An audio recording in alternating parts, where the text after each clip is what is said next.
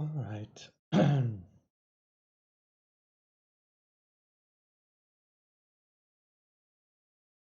So I'm happy to meet you.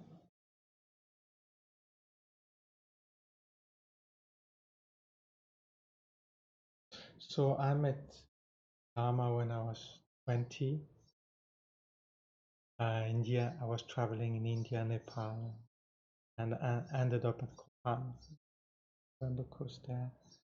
And then I went back to my Hindu liking. I used to read Aurobindo, um, Vivekananda, many Hindu masters. So then I wanted to check a little bit deeper what they had to say. So I went to various ashrams. I stayed there, studied with them, and I ended up at Dharamsala learning to play sitar. Instead of going to his honest teaching, I was in lower Dharamsala playing sitar. And then I remember, and actually playing sitar is very difficult at the beginning. You know, the string, they cut your finger, you know, because you don't have yet, you know, some corn there, some kind of. So it's very, remember, and then you start bleeding, and it was winter, it was cold. I was miserable, you know, trying to play sitar. And then I remember the thought came to my mind, Lama Zopa saying, you know, if you put as much effort in Dharma that you put in your worldly thing, long time you would have reached enlightenment by now. So I said, well, maybe I should aspire for enlightenment instead of aspiring to play sitar. um, so I went to see my sitar teacher and offered him my sitar, and I left for Nepal.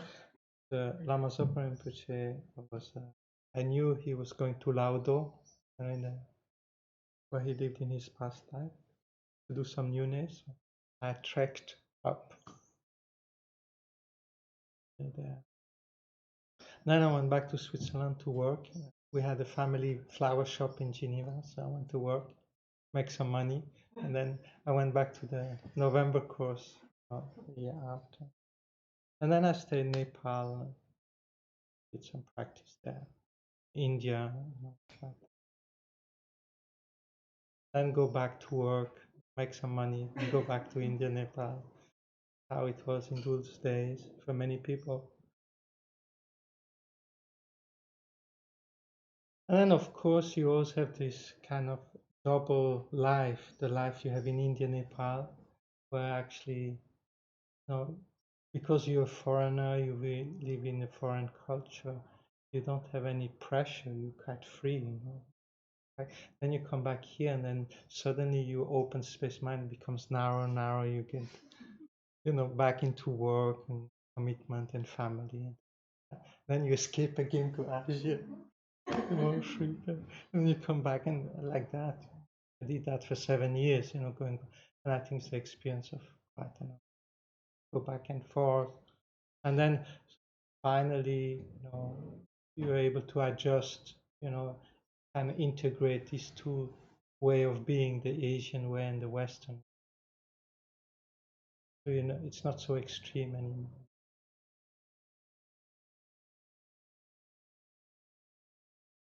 So I did that what for 7 years, and then I became monk. It just happened. I didn't intend to. I didn't want to. It's one of these things that just happened. And I was in Dharamsala, and I wanted to go to do retreat up in the mountain. A friend of mine had spent 1 year doing Shine retreat in the mountain, and he was going back to the west. So, but to get up there, you have to get a mule, you know, to put your food on it and trek up. So I was about to get a mule, and then I heard Lama Zopa Rinpoche was leading a Damsik Dorje retreat at Boddhicitta. So I said, well, you know, I can do that, and then after I go up mountain, it was just, I think, a 2-3 weeks retreat. And during that time, a friend of mine said, oh, I will ask Lama Zopa Rinpoche what is good for me to become monk. Oh, I'll ask, you know, whether I have the karma. Maybe at the end of my life, you know, I become monk. You know, I was thinking, yeah, maybe one day. So I asked him, and he said, yeah. Later in life, not good. Best now. I was 27, was too young, you know. But then nevertheless, we would say, yeah, okay. I said, okay, I'll do it for for a few months, just to experience it, and then, when I have enough, I just give it back. You can. So that was, I'm Gemini, so they don't like to be put into boxes. So I said, I'm just do it for a few months, and then, I give back. So that was my motivation, not very good motivation, but so that's how I started. And then, I was monk a few days, then I received a message. It's very good for me to go to teach in New Delhi, in the center there. I said, what? So I went back to Switzerland and told my family I was monk now. I didn't ask them before. So, So then I ended up in Delhi. So it was in July, so the big heat season, and we were renting a place that was very dusty, very noisy. There for 6 months. So we organized the coming of His Holiness Dalai Lama. And then I went to Tibet, Samazopa, in a group. Then I ended up in Namo Buddha in Nepal. I did refuge and mandala offering, number of months. And traveling, in India, Nepal, you go to His Holiness teaching. You wander a little bit around, pilgrimage. Then I ended up in Nalanda Monastery in France for studying there. Then I went to Spain, Ocelin, a 3-year retreat there. Then I came back to. Then I went to India, Nepal. Then because my reason to become monk was actually to do a long retreat, So once the long retreat was done, I said, maybe I don't have any reason to stay monk anymore. So I went back to India. I went to Goa, because that's was an important part of my life. So, I liked Goa. I lived actually in a cave in Arambol Lake. There's one cave there. I used to live there in cave, and then I had some friends who were used to smoke hash, near the lake. So it was kind of nice. I have some karma with sadhus, Indian sadhus. So I like to hang out with them. So I went back there. So by that it was 12 years. But kind of cycle was finished. I said, no, man, shall I stay monk or shall I not? The thought came, what shall I do now? And then actually I enjoyed, just meditating, practice to tame my mind. And then when I compare my life to the life of people which have family and responsibility, but my life was more conducive for spiritual development. Decided to continue. So I had a friend in France who worked for the Red Cross, and he went away for a year on a mission. So I used his house. Then I was invited to teach in California, and I ended up staying 7 years in a center there. And then now I end up in Washington State, to retreats for 8 months a year, and then 4 months each lead some retreat class. So, it's like from anything in our life, it just unfolds, one thing lead to the other, and you don't. If you had told me, when you will become monk, I said, well, you're crazy. No way, I hate rules, I hate organizations, well, this is not. But somehow, one thing lead to another, and then you end up being 60, and you look back, oh, all this time has already passed. It's very strange. Life is very strange, how things unfold. And I think it's the case for everyone, And I think what motivates you is just want to be happy. and we try to find a way, that makes us happy in life, and we try to find a deeper meaning in life. So for myself, when I was teenager, one thought that I think it came from the Bible. Solomon was saying, everything is vanity. Doesn't mean much. And the thought there was that everything is impermanent. Everything passes. There's nothing you can build that lasts forever. Everything ends. And everything. And I think the most daunting thought is that one day we're going to die.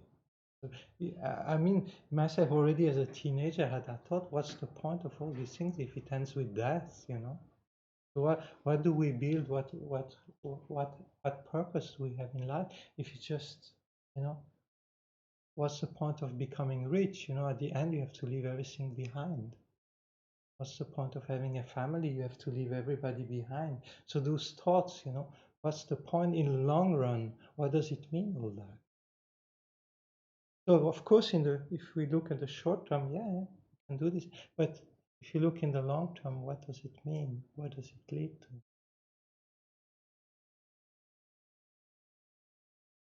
So those thoughts, and I had quite a lot as a teenager.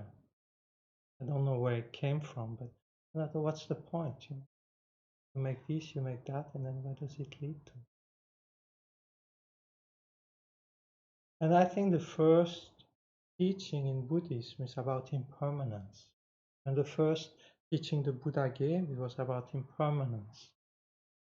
And you have two teachings on impermanence. You have gross, obvious impermanence, and then you have subtle impermanence. So it's very interesting. Time is something very interesting. So now, we are here now. And then this moment passes and the next moment comes, the next moment comes, the next moment comes. And you cannot stop time. You cannot freeze time and say, I want to stay in this moment. You cannot. This moment turns into the next moment, which turns into the next one. That's time. It passes.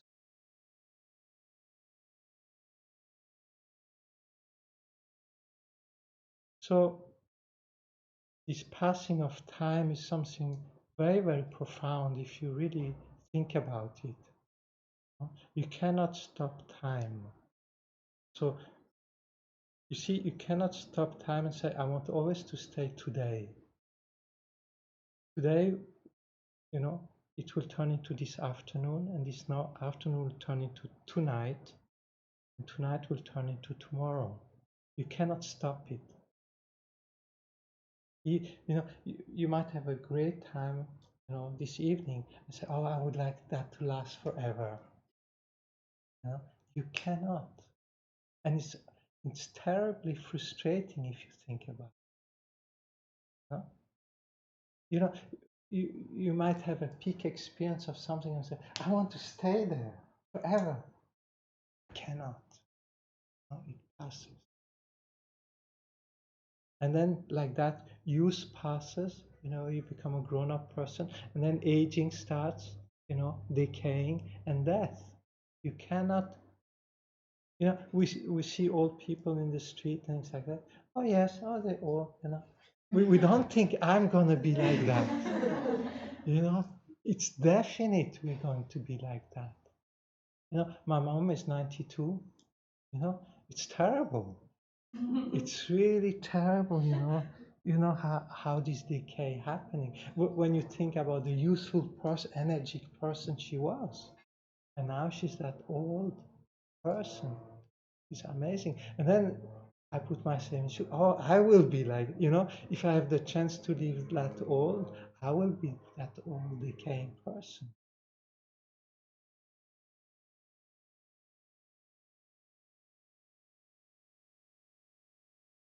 So this is gross impermanence. So usually it goes like that. whatever is a compounded phenomena,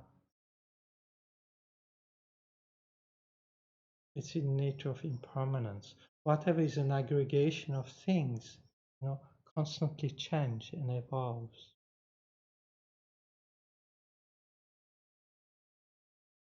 And then, of course, when we die, the consciousness, which is something formless, continues. So we leave this body, so the consciousness in Tantra, we train in this kind of practice, you see, where you separate the gross. Basically, our consciousness has three levels. You have your waking consciousness, then you have your dream consciousness, and you have your deep sleep consciousness. Right? So in meditation, you can separate your ordinary gross consciousness. You can withdraw the subtle consciousness from this gross consciousness, and then from the subtle consciousness, you can withdraw into the very subtle consciousness. That consciousness that is lasts forever. That's who you are since beginningless time, that you will always be. So there's a level of consciousness that travels from lifetime to lifetime. We are not aware of it. So it's called the mind of clear light. Very subtle that resides in our heart chakra. I think that's a little bit what Christian or other tradition call soul. So something like that. So in Buddhism, we don't use the term soul because soul has this connotation of being permanent and being separate from the body and mind. As in Buddhism, we say that subtle consciousness is constantly changing as a stream of moment of awareness. So basically, when the body is not anymore support for the consciousness, that consciousness withdraws from the body into the heart chakra. It withdraws like that. So the consciousness becomes more and more subtle, more and more vast, more and more blissful. And as the consciousness becomes more subtle, the gross thought and gross emotion cannot function anymore. So they disappear. So the consciousness becomes very clear, very clairvoyant, and very free. It's very interesting what freedom is. We think freedom is to be able to do what we want.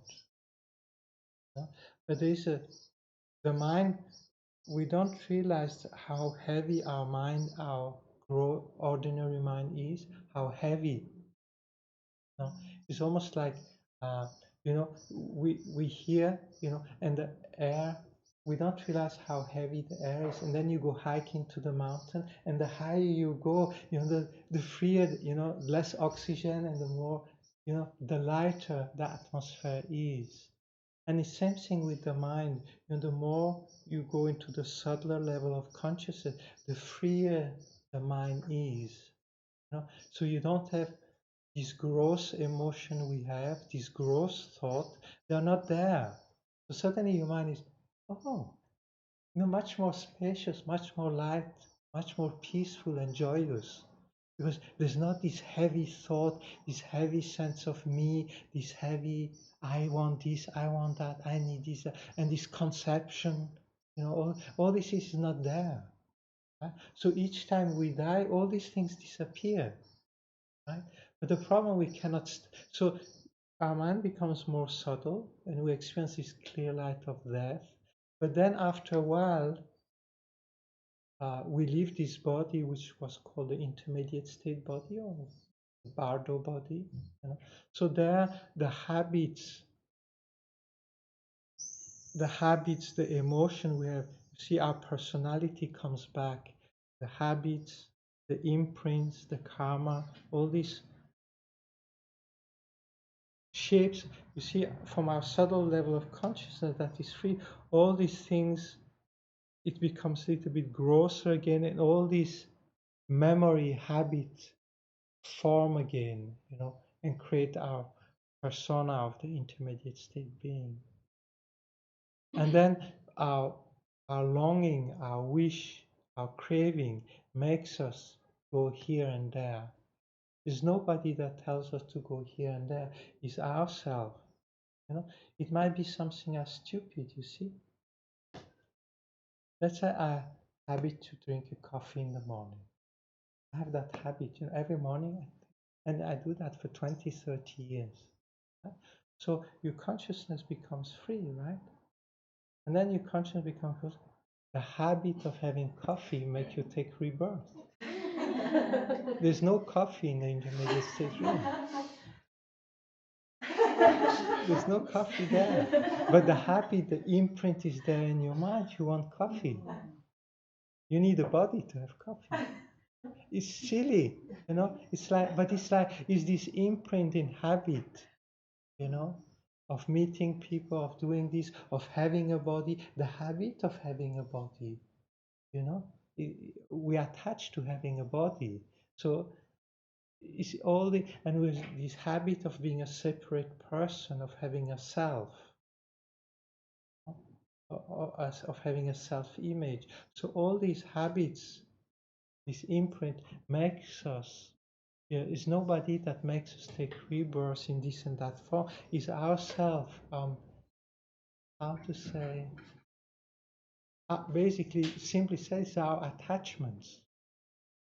It's our attachment to the self, our attachment to our habit, to our emotion, to the people, to our lives.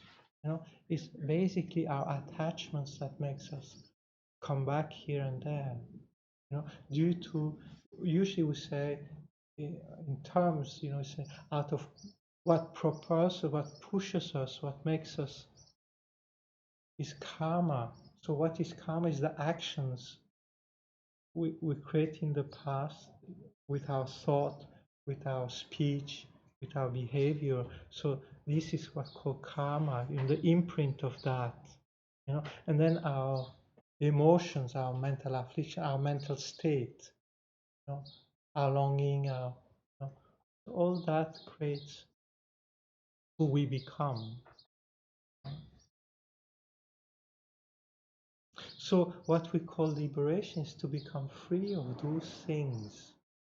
You see, a free mind is a mind that is not a prisoner by its thought and his emotion, by his habit. You know, so we don't realize how, I don't know, how much prisoner we are. You know? We are prisoner by our sense of self, by our emotion, by our thought, our concept, our ideas. We don't realize how heavy it is, because that's what we know. You know? We think everybody's like that. So it's same thing, you know, when you live down here in the valley, you think everybody experiences gross things, but then when you go hiking up in the mountain and you might, you know, then you see, oh wow, it's much lighter up here. So when we speak about liberation, it's not a place, it's a state of consciousness. Liberation is not a place, not somewhere you go in a pure land or a paradise. It's a state of consciousness where your consciousness is free of the self-image, is free of the thought, is free from the emotion, is free of habit, completely free. The person that has free his mind, he doesn't have any attraction, any aversion. He doesn't want anything. He's just happy to be. He doesn't need anything. You know? And that state is very, very happy. You know, we think, you know, let's say for us, you know, peace. I think peace is boring. You know. Let's say you come home from work and you eat evening and you have nothing to do. How boring. You know, you have nothing to do. So what you do? Oh, who could I meet? Where could I go? You know. Oh, you know, let's make dinner. Oh, and then let's watch Netflix, or you know, let's do something. You know, because doing nothing is boring. I need some entertain, some activity. You know, You know, I cannot just sit there and be blissful. It's not blissful. It's not blissful, it's boring. Right? Whereas for a person that has free mind, doing nothing is completely blissful. Doesn't need anything. You know, he just sits there and is completely happy. Doesn't need anything. You see? Yeah, and it's the same thing. Both sit there. One sits there and is completely miserable. He needs something to fill that space, and that other person does nothing and is completely blissful. How come? You know? So it's something in the mind that is different.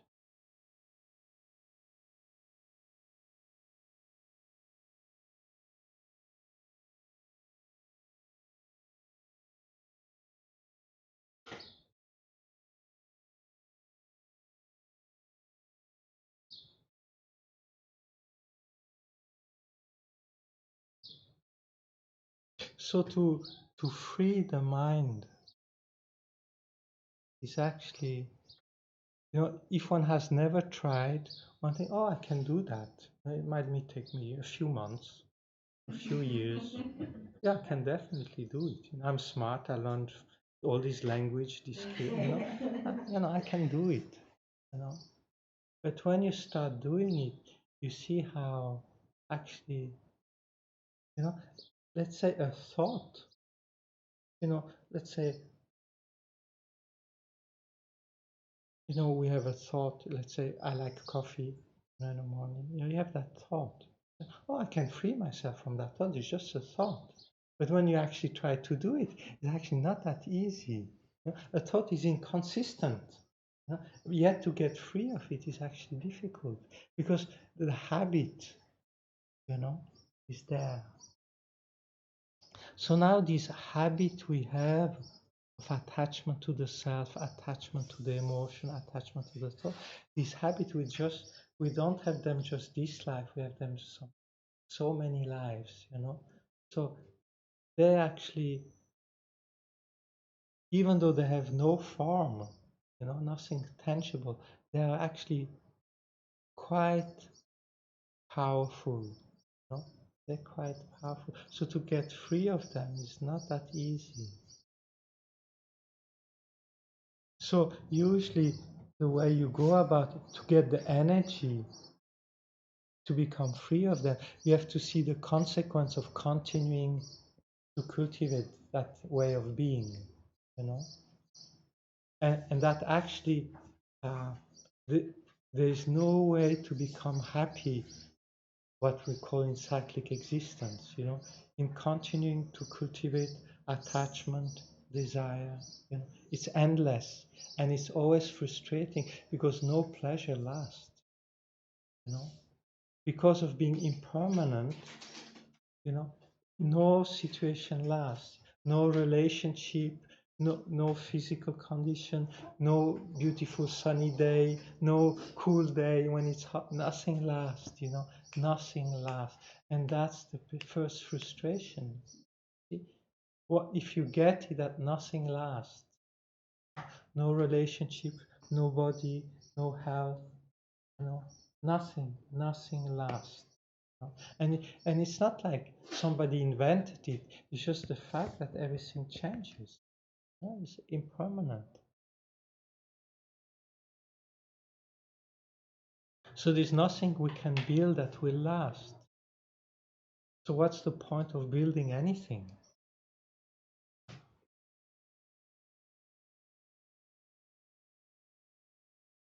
You see, even you experience great pleasure, but then you have the pain of losing that pleasure.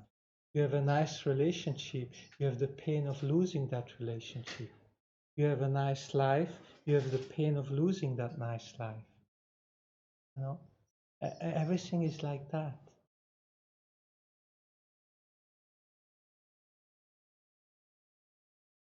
And unless one thinks about it very deeply and see that you can never win, you know, you cannot stop impermanence.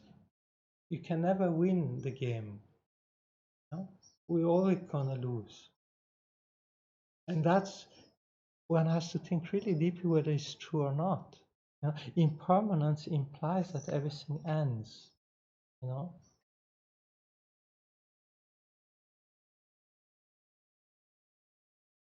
So when you see that actually impermanence leads to this suffering of losing everything, then you ask yourself, but is there another way? Is there somewhere else where one can find happiness? And there is, you see, there is a place where you can experience everlasting happiness forever. So that state exists, but is not found in looking for things in this dimension. You see, where things constantly change, is by seeing that, by realizing that things don't exist the way they appear. See? So this is gross impermanence, right? So things come into being, last a certain time, and disappear. That's gross impermanence, ordinary impermanence, right? But then there's subtle impermanence. Each second, things constantly change.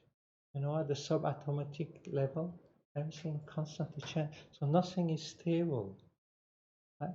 Nothing is stable. Your body, your mind, your thought, emotion, everything constantly is in a constant flood, constant transformation. So there's nothing stable anywhere, inside, outside. You can see that. In that state, the mind doesn't hold on to anything. There's nothing that the mind can hold on to.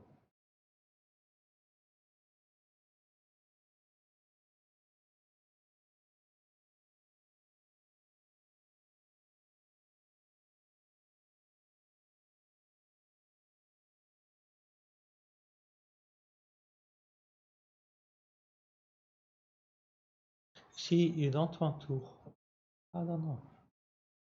See, if you see a glass, then you feel like, oh yeah, there's something I can hold. But if you see just particle of energy, there's nothing there to hold on to.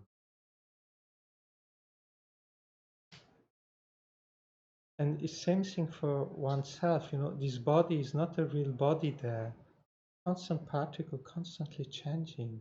And your mind is constantly, you see there's nothing there to hold on to anything. And yet it exists and functions. But if you see that, the mind is at peace, the mind, I don't know, the mind cannot fix on anything because everything is, I don't know, just energy constantly moving, changing. You know, there's no, the mind cannot hold onto anything.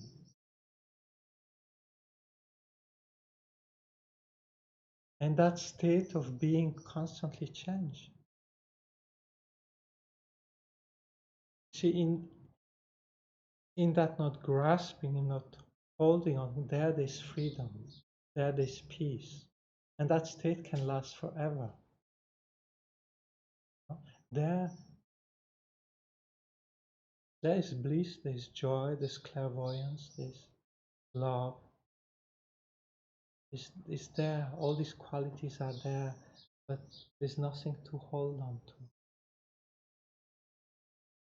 There's nothing to hold on in this life, there's nothing to hold on when you die, there's nothing to hold on in the clear light, there's nothing to hold in the bardo, there's nothing to hold on next life, there's nothing to hold on forever.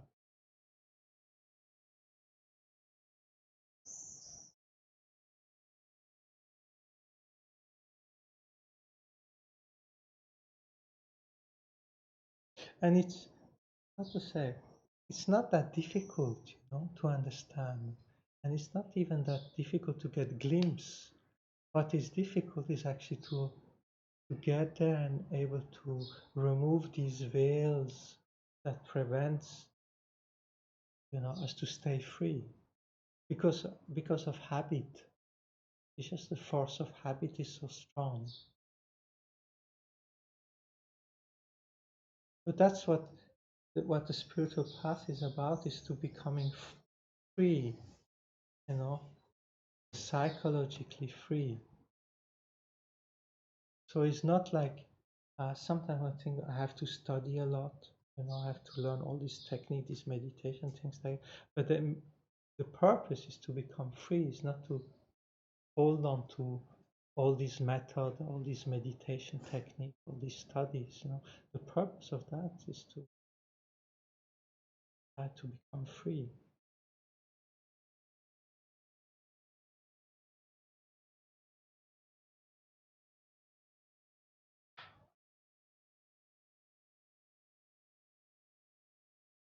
And then on top of that, there's another dimension. See? So that's kind of one's own individual trip, right? One realizes, oh, maybe there's something better than just cultivating things that we have to leave behind and always have this frustration of losing everything. Maybe there's a state to reach that lasts forever, that liberation. And then, so that's one aspect of the path. And it's thinking, well, what about my partner, my child, my parents, my friends? What about my people in my country? About all the humans on the planet, all the animals? What about all the sentient beings that lives in the whole universe? What about them? Okay, I'm free, but what about them? Yeah. Right? So then there's another. So you see, this is one level where you develop spiritually is this concept of time. See? So one moment leads to the next, needs to the next, and like that ad infinitum. So your consciousness will live forever. The question is not whether you will exist after this life. Is your consciousness will last forever. You have existed since beginningless time and will live forever. Because consciousness is something immaterial, not something. It's nothing. Consciousness you cannot describe. You know? Something you can taste, but you cannot really describe. And your consciousness has always existed in one form or another, and you will always exist. No? So that it's an interesting meditation to do often. See, we have this idea we're born, and we don't know whether we existed before, and we're going to die, and we don't know whether we exist after. Right? So our concept of time is born and death, you know, and we see our life within this context. You know? But as you meditate on impermanence, continue, this barrier disappears, and you start having this feeling of having infinite life before, and you will have infinite life in front of you, and you're just a tourist, you know, coming for a weekend in this life. Then you're gonna jump, you know, kind of like that. So we're just a tourist in this life. Then we move on to something else. So you have this feeling of, you know, you don't identify yourself very much anymore to your persona of this life. You know, gradually you see yourself as toop, toop, toop, toop, toop. You know, jumping from lifetime to lifetime. And you see how what you do in this life shapes your next life. And you start understanding who you are now has been shaped by the life before. And the life so you're the result of your past life, and what you do now shapes your next life. You see, your concept of time changes.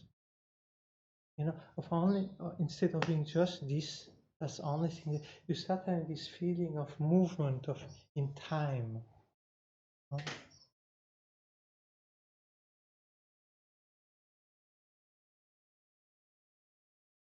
And then in that thing, you start being more aware of karma, of imprints, what you put in your mind, because this shapes, you know, now basically what we do, what we live in this life, we create our next life. You know? Now what we do is that we create the next life.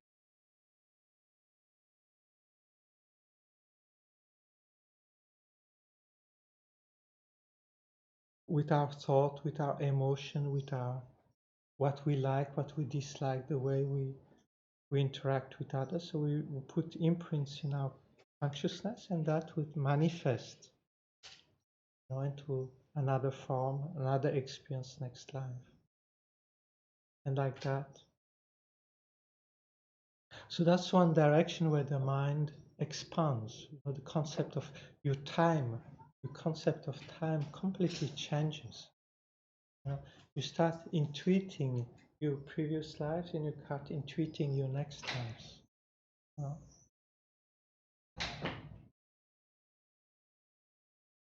And then, so the other direction where your mind expands is, you see, usually we're concerned about me. I'm the center of the world. I'm the center of the world. It's me, right? And then me includes, maybe my children, my dog, my cat, and me involves my friends, my colleagues, that's me. Me can be just be me. A person that's completely self-absorbed, only thinks me, right? Me, my happiness, my problem, and then the me can be a little bit, including family, friends, colleagues, a community, and things like that.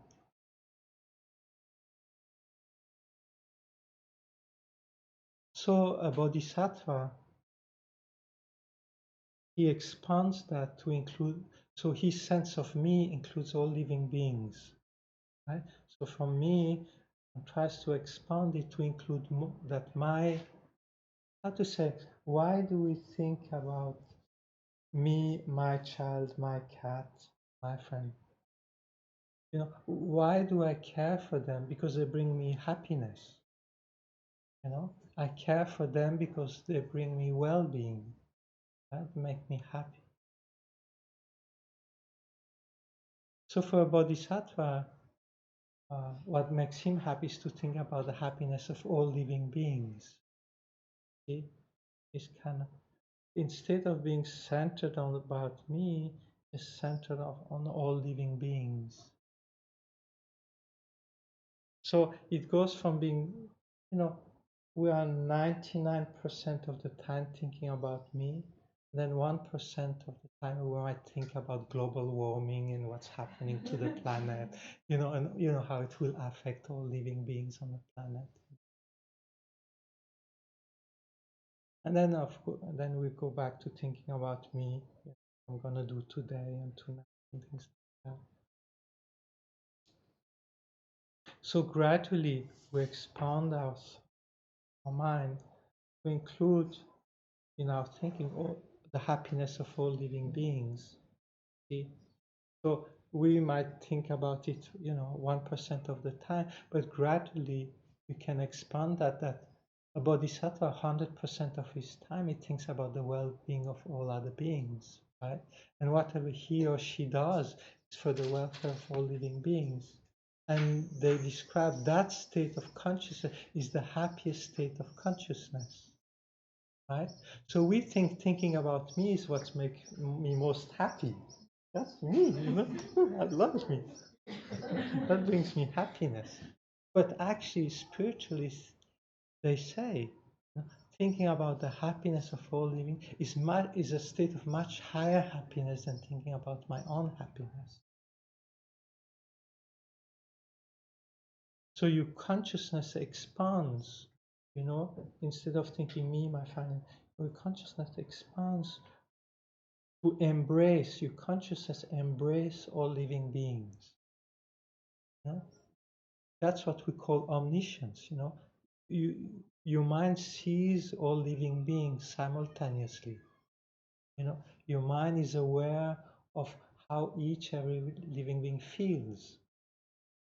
And you want to bring all these infinite living beings to that state of happiness, the ultimate state of happiness.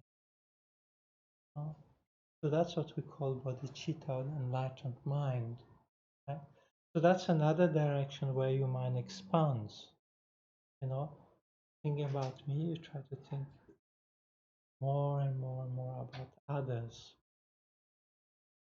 So there's different methods to expand your mind, and we'll see in this text how it shows different ways where your mind expands.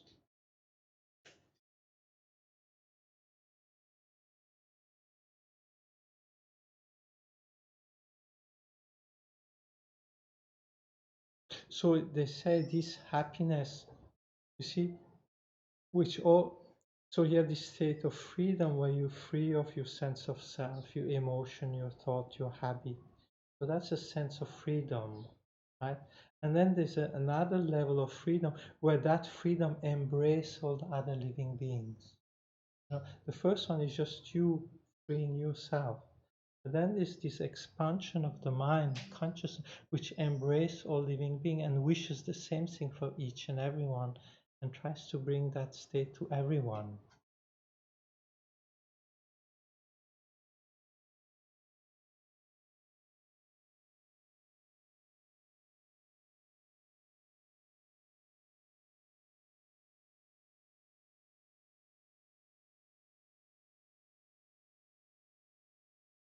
And then there's another dimension where your consciousness expands.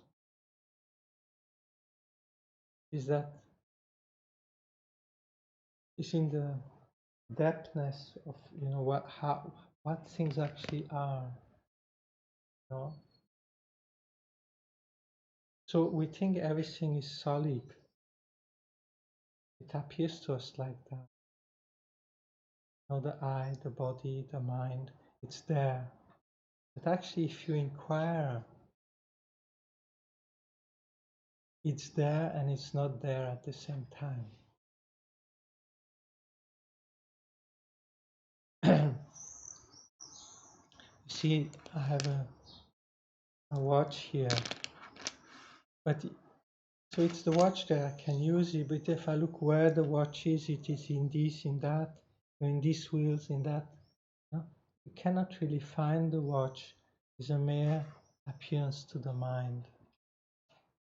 So like that, this body of RENÉ sitting here, but if I look where the body is, none of the part is the body, and separate from the part is no body. And all this collection of parts are just a collection of parts. There's no bodiness there. Yet relatively, yeah, you can say there's a body there. So everything, if you inquire, it exists. Yet, if you inquire deeply where actually it is, it's like it appears to be water there, but actually, if you look for the water, it's just mirage. It's not really there.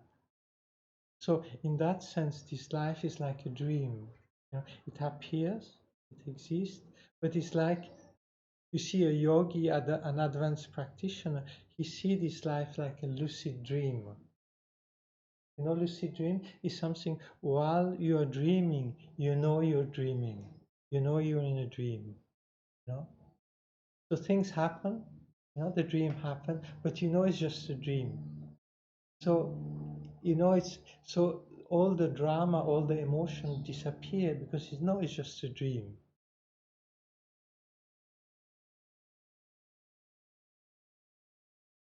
I remember I had once a lucid dream, So in the dream, I think in those days I was following Castaneda, Carlos Castaneda, in the early days, and he's had a method to, while in dream, to know that you're dreaming, you look at your hand. So if in a dream, before going to sleep, you say, in my dream, I will try to watch my hand. So if in the dream, you try to watch your hand, so it makes you enter into the dream body. Usually when we dream, our consciousness, how to say, pervades the whole dream situation, right? So if you look at your hand, you enter into the dreamer's body, and then you kind of become conscious. Oh, the dream. And I remember looking at the car. It is a dream car, so I put my hand through the car, and it makes these waves, you know. I say, oh, it's a dream car, so I can walk through the car. It's not a real car, right? So you can start playing with the dream.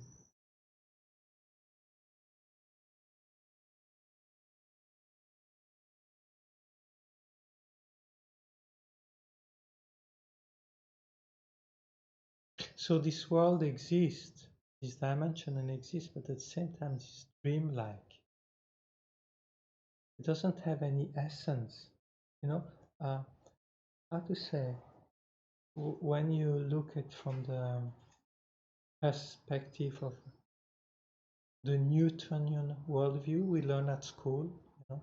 So everything is made out of atom, and the atom is made of neutron and proton, and then you have the electrons, you know, and depending on how many neutron, proton, and electron, you have all these different table of matter, right? You have all these different elements, air, oxygen, you know, you know, iron, and so forth. All these are made depending on how many electron, neutron things have. But these are the building block of our reality, right? But then you go into quantum physics, and all these building block, well, they are made out of subpart, part, and you don't find any building block. Okay, so what is here? You know, what is this? You know, we think there's something that there's these bricks that you put together that builds our reality. But now in quantum physics, there's no bricks. So how come this world exists? How come we see these things? Right? So it's just a manifestation of our consciousness. You know? There's nothing there.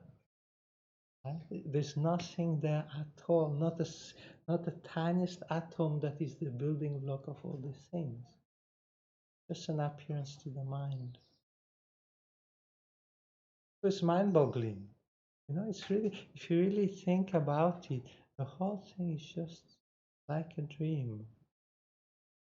It exists, it functions. It's not non-existent. It functions due to cause and condition, and it functions.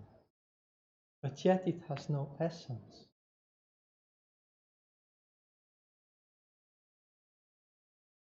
So that's how, you know, you can live in many different dimensions at the same time. So for example, in Tantra, you try to create different dimensions. You know? You're able to see that, you know, you can create an enlightened paradise with your mind, and create enlightened beings with your mind, because things are not solid as they appear to us.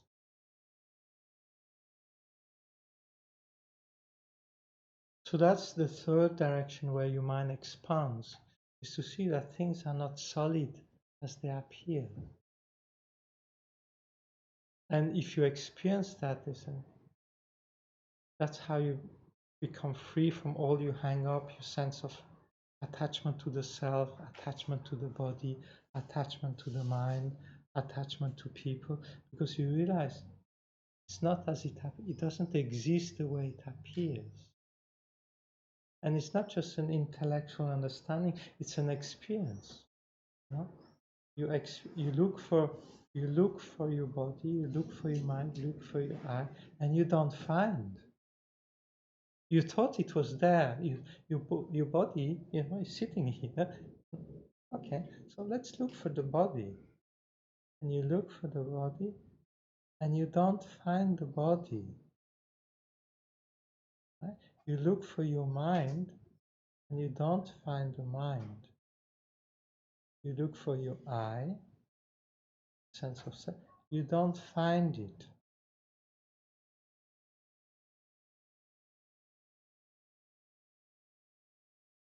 So in that emptiness, in that non-finding, and there's pure peace, pure bliss, and the complete absence of all your thought, emotion,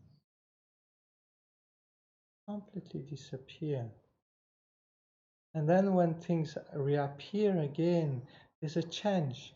They appear, but you know it has no essence. Life continues to function, but it has no essence. So there's nothing to hold on to. You're psychologically free. All hope, fear disappear because you touch something deeper. You see, that it's essenceless.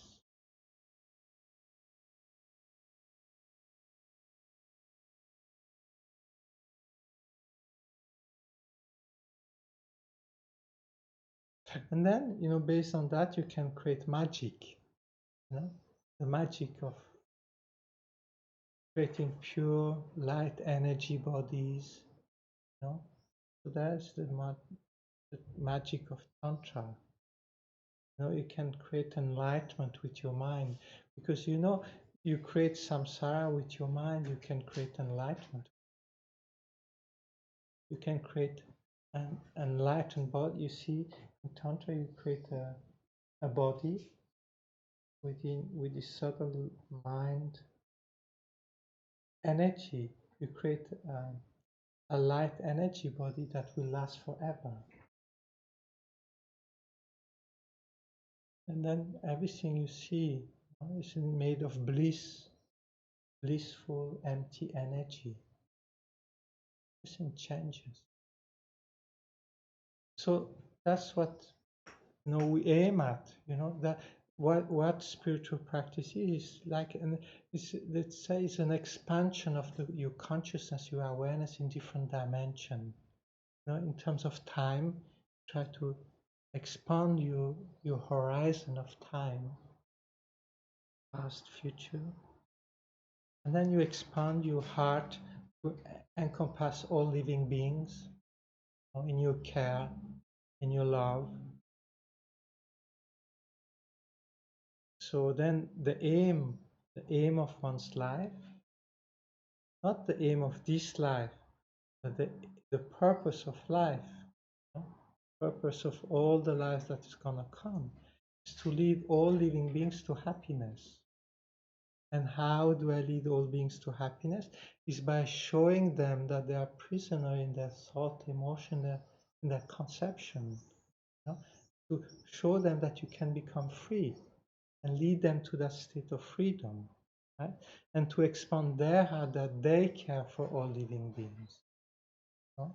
So that's that, and then to see that things have no essence, no solidity. So this by expanding your awareness, 3 dimension, that's how you become an enlightened being. So the purpose of life is to lead all beings to that state of consciousness, to that what we call enlightenment. So that's the ultimate purpose of life. Not this life in particular, but just life. Our final home is enlightenment. Final home is omniscient consciousness that everyone can experience.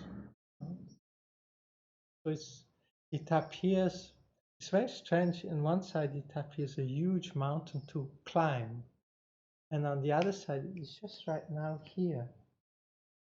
If you switch your awareness, you like in the old days, we used to have radio, so you change the wavelength and you have a different channel.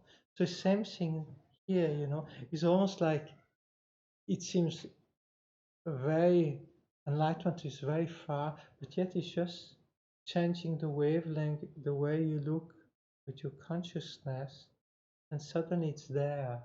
Now you can get glimpses like that any moment. You can switch, because it's not like, how to say, it's not like you have to stop this consciousness for the enlightenment consciousness to manifest. The enlightenment consciousness is there already. You see? Enlightenment is there already, but we don't see it because our mind is foggy. Let's say, when you when there's a foggy day, then the countryside is there, but you don't see it because of the fog, right? So same thing, enlightenment is here now, but we don't see it. And it's not that we need to go somewhere or do something to get there. We have to get away, we have to see through the fog. We have to get rid of the fog. And then enlightenment is there. There's more a thing of letting go than of building. There's more a thing of letting go.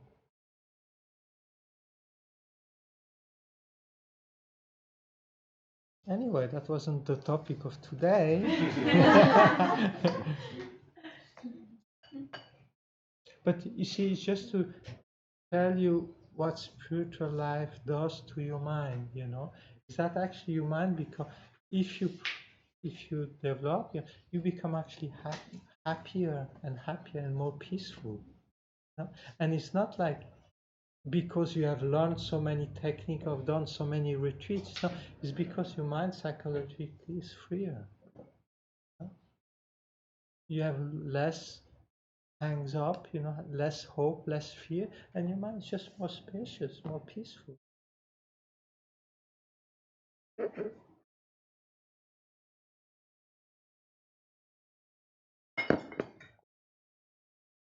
So this text we're going to study was composed by Geshe Chekawa, and he lived in the Middle Age. And so basically, it's a text for a person that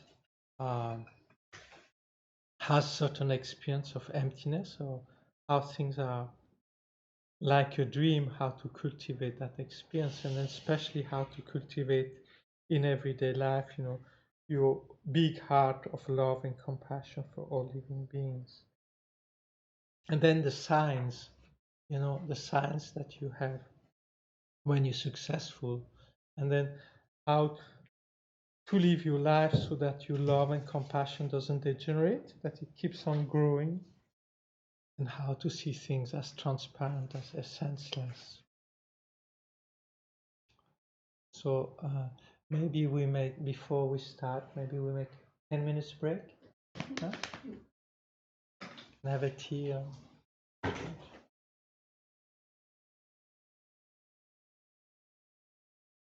There are